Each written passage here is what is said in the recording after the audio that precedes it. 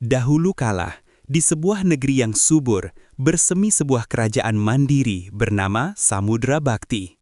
Dikenal akan kekayaan rempah-rempah dan pelabuhan dagangnya yang ramai, Samudra Bakti hidup dalam kemakmuran dan kedamaian di bawah naungan Raja Agung Dirga yang bijaksana. Rakyatnya hidup tentram berkat hasil bumi melimpah dan spiritualitas yang kuat. Namun, ketenangan itu takdirnya akan diuji oleh kekuatan dari seberang lautan.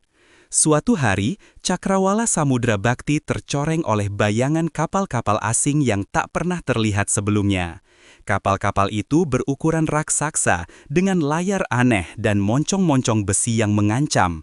Mereka datang membawa bendera asing dan tuntutan yang arogan, penyerahan penuh atas seluruh kekayaan dan kedaulatan Samudra Bakti, sebuah ancaman yang tak terbayangkan. Raja Agung Dirga bersama para adipati dan panglima bersumpah untuk mempertahankan setiap jengkal tanah leluhur mereka. Di Balai Agung Istana, di tengah gemuruh jendrang perang, keputusan bulat diambil, melawan. Seluruh rakyat, dari petani hingga bangsawan, bersatu padu, mengasah senjata dan memperkuat benteng pertahanan. Mereka tahu ini bukan sekedar perang, melainkan perjuangan harga diri dan martabat. Pertempuran pertama adalah Neraka. Pasukan Samudra Bakti dengan tombak, keris, dan panah berhadapan dengan meriam dan senapan modern. Meski keberanian mereka tak tertandingi, jumlah korban berjatuhan. Namun, setiap prajurit yang gugur memicu semangat perlawanan yang lebih membara. Mereka mundur, namun bukan berarti kalah. Ini hanyalah awal dari strategi baru. Melihat kekuatan musuh yang superior, strategi perang pun berubah. Di bawah kepimpinan Adipati Arya, seorang panglima yang cerdik dan tak gentar, perang gerilya dimulai. Hutan belantara yang dulunya hanya tempat berburu, kini menjadi sekutu paling setia. Serangan mendadak, perangkap mematikan, dan menghilang tanpa jejak menjadi ciri khas perlawanan mereka. Adipati Arya menjadi momok menakutkan bagi penjajah. Selain Adipati Arya, kekuatan spiritual Ki Juru Sabda, seorang pertapa bijaksana, menjadi pilar utama.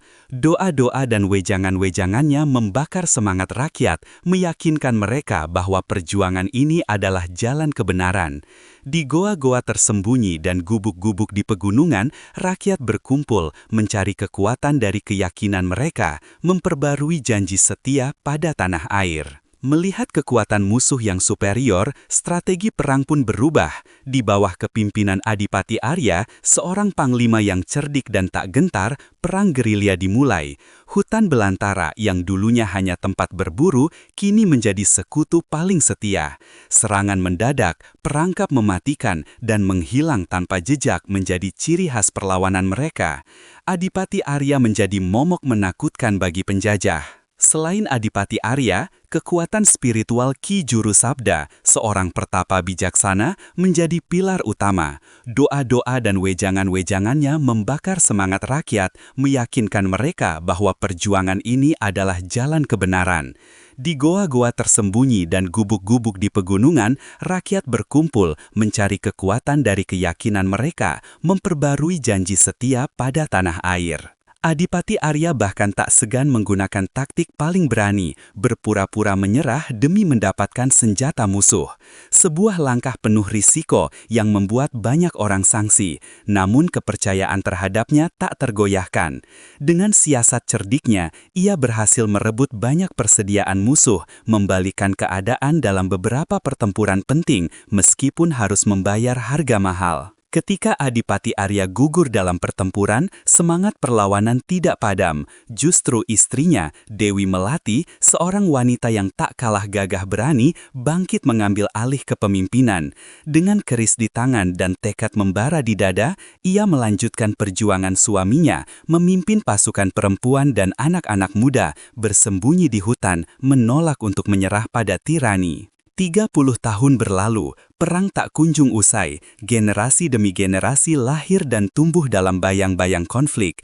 Tanah Samudra Bakti dipenuhi reruntuhan dan makam pahlawan. Musuh yang perkasa perlahan berhasil mendirikan kekuasaannya, namun perlawanan tak pernah benar-benar padam.